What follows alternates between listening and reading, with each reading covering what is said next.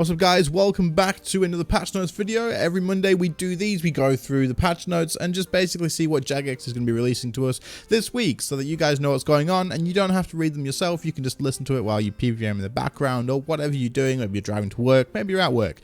That's why I do these videos. But anyway, if you do find this useful, do leave a like, subscribe to the channel if you are new. We're literally just reading through the patch notes. There's nothing else in here apart from my thoughts and stuff on it.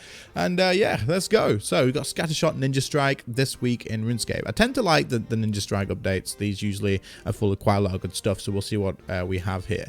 Your adventures in Gillinor will be smoother than ever this week's Ninja Strike. We've also got a new video series, a treasure hunter pack with new rewards, cosmetic ability overrides. Okay, more cosmetics. Okay, and we're announcing the winners of Zamorak fashion contests. We have a new... Is this a new treasure hunter promotion? I guess we'll see, but man, there's so much effort goes into treasure hunter. Oh, I'm gonna get a bit salty in this patch notes, right?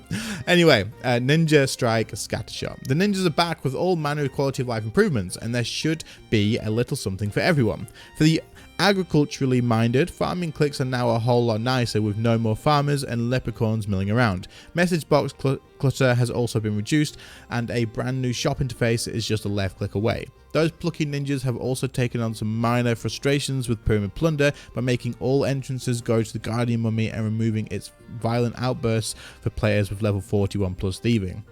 On top of that, a variety of skilling tools are now bladed dive compatible. That's freaking huge, giving you extra mobility even when you're not in a fighting kind of mood. Head to the patch notes section for details on all these improvements and more. This is huge. This is really good. Let's say this is what I mean. The Ninja Strike stuff usually like top notch, good quality stuff. It's so good, the quality of life that you get. So we'll definitely investigate into this more. But let's have a look at the good old Treasure Hunter new promotion. Treasure Hunter Academy of Heroes. Beautiful. This is what we like to see. We've got a new PVM themed treasure hunter. This time you're leveling up a character and slaying monsters to get their loot. Sound familiar? No. Does it? Does it sound familiar? Is it the slime hunter one that we did that time? Anyway, Academy of Heroes offers regular treasure hunter skilling rewards alongside new cosmetic ability overrides and PVM rewards never seen before in a treasure hunter promotion. That's aura refreshers, life refreshers, soul reaper refreshers, and item protection contracts. Holy crap. That's a lot of stuff to just throw onto treasure hunter.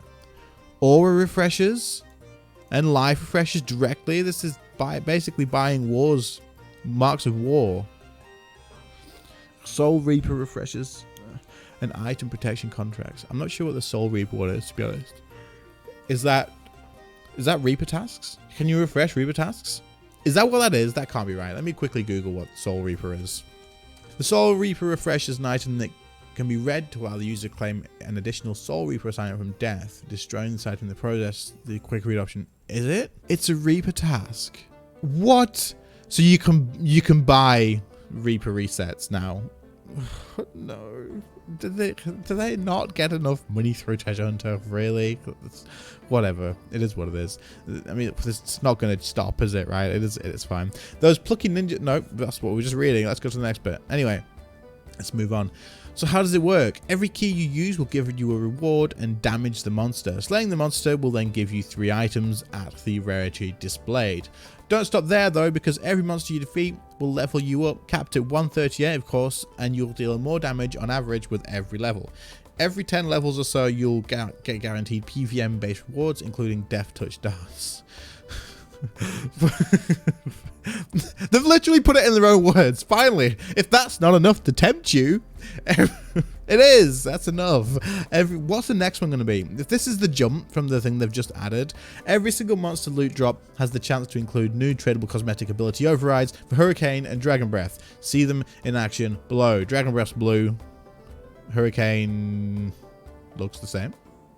Is there a difference to the Hurricane? I don't know. Maybe? Does it go brown a little bit? Looks very similar. But the Dragon Breath, I mean, it's cool, whatever. But like, I don't know. I don't know. Is these going to be tradable as well? Maybe? Maybe these are going to come as tokens. Or maybe they're just going to be activated. Who knows? Like, how long does it take to make the stuff and like plan up the treasure hunter. I know it's a separate team, right? So it's not like it's game dev time going into this. It's treasure hunter dev time. But still, it's just a little bit, I don't know. What do you guys think about this? Let me know in the comments. I'm a bit salty by it because it just seems like they're just gonna, if it's like a drowning treasure hunter and like stuff to just throw into the game now. Like I've got past the point now where I care all that much about what goes on the treasure hunter store. Like as long as they're not selling us, as long as they're not renting us out tier 95 weapons and stuff, or tier 99 weapons, or like better potions that you can't get. Maybe I'll make another video about this and complain about it a little bit in that, but as long as it's not like renting us like stuff that you can't get in game, then whatever. But I don't know, man. It's very Lost Arky, I'll tell you that much. Anyway, series launch, let's chat about. Did you catch the launch of our new series last Friday in partnership with the RS Guy? Let's chat about. In a new video series where we invite a community creator to visit Jagex for extended conversations about some of the design topics you care about the most. We've made this show to give you an insight into what we're thinking right now as we work on future RuneScape updates. It's not all about concrete announcements and commitments, more of an in-progress creative conversation that we hope will enable richer, more open discussions between developers and players. The first episode took a look at a big, complicated topic, economy and death costs, but in an accessible and informative way. Thanks so much to the RS Guy for helping us unpack this complex subject. Check it out. So I've seen bits of this, and I've seen the outcomes of it and what they talked about and stuff, like on like people telling me about it and stuff. And it's really, really interesting. It definitely is. So they're making like the Grand Exchange better, and then they're doing like changing death costs and stuff, but this was really good. So the RS Guy did a great job with this, and the mods and stuff, of course. So if you haven't seen that, then definitely come in and have a look. I'll link the news post here. You can come down and click on it through that. So this is actually really cool. I'm happy with this. This is good. So Zamorak Fashionscape contest winners. Okay, we had the winners of this, so congratulations to the winners. If anyone who doesn't know what this is, there was like the Zamorakian themed fashion contest, and people got like bonds and the book and stuff, like the RuneScape book and stuff like that. So yeah, but I mean, you can kind of see what the overrides are here and go from that. So congrats to you guys. There's actually some pretty cool overrides, not gonna lie. Very cool, very cool. Prime Gaming Drop. Okay, so our latest Prime Gaming Drop arrives tomorrow. This month, tomorrow, by the way, for you guys wanting to claim this now, it's tomorrow. This month, our Prime Pals are giving you a currency pack which features 35 treasure hunter keys, 200 rune coins, and an unbilled chest. This is pretty common at this point. When does the treasure hunter promotion start, actually? Let me just quickly check. Does it say? It doesn't have a date. I'm assuming it's going to start, maybe it's starting today, I don't know. The last one didn't start straight away, but if it's today, then cool. But I'd use your keys from this on that if you're going to do it. Of course, you got 35 keys as well. Anyway, patch notes, Ninja Strike, login and lobby. The login and lobby screens text components have been replaced with true type fonts. The world map icon tooltips for the archaeology excavation sites are now split over 2 columns if there are more than 3 artifacts or materials, so that they better fit a mobile aspect ratio. Cool. Does this mean that your login and your password and stuff now matter if it's capitals or not, or is that just literally just the font? I don't know. You guys have to let me know what that means. Farming leprechauns now confirm successful noting of produce by using items with an info box. Leprechauns and farmers now remain in place rather than wandering around the farm. Farmers now offer items for sale in shop rather than through dialogue, and farmers now have pay as their left click option. Cool. That's definitely some quality of life for you guys doing farming. Pyramid Plunder. Instead of 3 or 4 entrances to Pyramid Plunder taking you to an empty tomb, all 4 entrances now take you to the Guardian Mummy. Players of 41 thieving entering Pyramid Plunder are now sufficiently stealthy to always avoid random acts of violence from its Guardian Mummy. Cool. Converted various feedback messages in Pyramid Plunder to info boxes, so you get feedback if your chat is closed, so it pops up on your actual screen rather than just being in the chat. That's always good. Bladed dive and skilling tools. This is freaking massive. The crystal chime, chisel, hammer, knife, sword, tinderbox, pyromatic, hammertron, and sculpting chisels of Bandos, Gothic, Saradomin, Seren, and Zamorak all now allow you to use bladed dive when wielded with laceration boots or an appropriate offhanded item. Awesome. Catalyst fragments from Sliske's endgame now count as an offhand item for bladed dive. Fixed a bug that prevented green text about laceration boots from appearing in bladed dive tooltip when the ability's wield requirements are met, and clarified the requirements tooltips for the 2x icon when the bladed dive is dragged into the center of the power's parent information interface. I'm not too sure what that means, but you can basically bladed dive with skilling tools now is what that bit means. Hitboxes. The agility obstacles at the Hex Oasis are now easier to tap on mobile. Cool, nice little clickbox fix on that. Wisps now maintain the same clickbox when turning into fountains. Bird snares are now easier to tap on mobile, and the agility obstacles on Anachronia are now easier to tap on mobile as well. So lots of mobile fixes, which is always good. Lord of Chaos, Zamorak. Okay, let's have a look. Adjusted Zamorak's common drop table. Adjusted the weighting of rares on Zamorak's drop table. We're not too sure what that means, I guess, but they've adjusted it. Players will now be awarded more common loot and higher chances of rare drops for Zamorak when running the Elite Dungeon. This is freaking huge. This is massive. Players will now be awarded more common loot and higher chances of rare drops for Zamorak when running the Elite Dungeon. So it's probably worth running the dungeon now, which I will probably do, in all honesty. I quite like running the dungeon. We'll have to see how long it takes. It might still not be worth doing. We'll have to see what happens, whether it's worth just camping it for the whole time or whether running the dungeon gives you that much higher chance. Until we get actual drop rates, I don't know if we know. But I assume that kind of makes it worth it, right?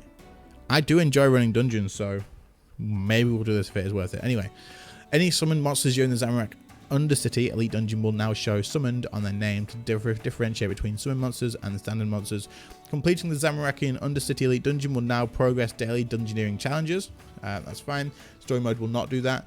Following feedback, changes have been made to the way group Enrage works for the Zamorakian Undercity encounter. Enrage is now shared between groups of 2 to 5 players, meaning your highest Enrage will be applied to every group size.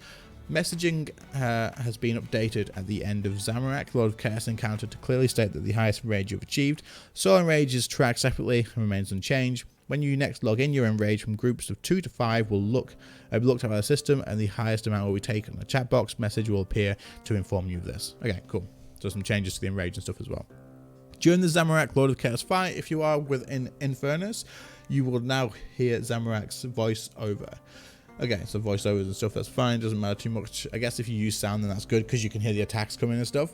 To avoid any confusion when trying to enter a Zamorakian Undercity Elite Dungeon with loot to claim, the following changes have been made. An interface will appear when clicking the chest, allowing players to choose between collecting dungeon loot or boss loot. A lot of people are getting confused by that. That's a good fix. Following feedback, the amount of Reaper kills given out for a Zamorak Lord of Chaos task has been brought in line with other Elite Dungeon boss tasks. You will now be asked to kill 2 to 3 times rather than 1 to 8. Okay, fair enough. If you have freedom mode unlocked for the Zamorakian Undercity, using the Zamorak teleport will now place you directly inside of the arena rather than outside of the portal. Oh, that's good. That's good. Please be aware, if the boss fight has already started, you will not be able to teleport into the arena. Added quick chat option for Zamorak kills and highest Enrage.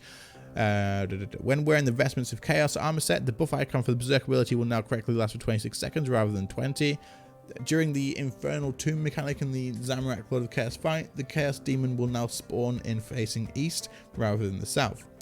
Fixed an issue that would cause Zamorak to appear in an incorrect location during phase 7 of the Zamorak Lord of Chaos boss fight. The inner chaos buff is now cleared after killing Zamorak and teleporting away from the boss arena. Whilst in Infernus during the Zamorakian Undercity Elite Dungeon, the escape option on the portal didn't actually do anything. Now you'll be able to leave the dungeon completely as intended. Okay. The players will no longer be stalled when a turner teleports.